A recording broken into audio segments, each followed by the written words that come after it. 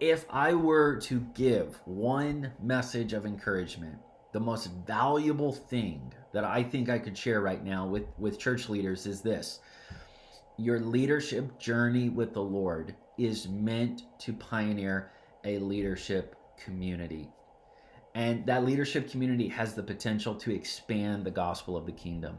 And so your faith journey with Jesus matters. And then as you just live by example, now your leadership journey is meant to mentor, invest in, involve, disciple, however you want to describe it, other people.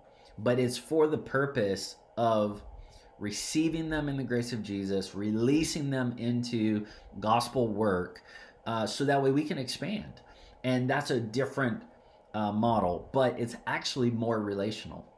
And that's the weird kind of mindset shift here. It's like we think everybody in the same room is going to have more relational depth, and that's not the case. It's actually when we let them go be on mission, and we have this great commandment community with a great commission culture.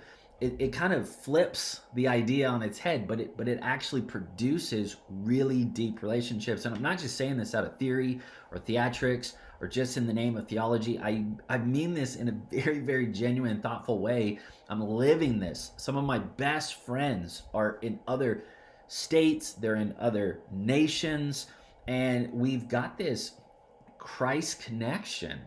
And it's not just for the sake of ministry work. We really have this shared sense of identity and love for the Lord.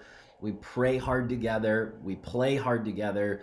We're in communication constantly with the different technologies and the different special occasions we can put on the calendar. And then ultimately, we have a lot of time in our own fields. And I think this is going to be the challenge for church leaders and church teams and networks to think through.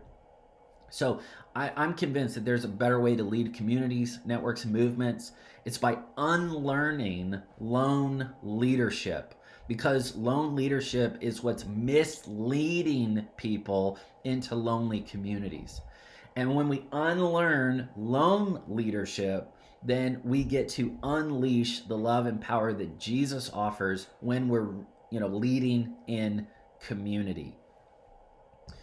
So there's more that I'd like to share, but I want to give two high-level themes that have deeply shaped the way I think about leadership communities right now. And it's this idea of sharing the load and preparing the way. Sharing the load and preparing the way.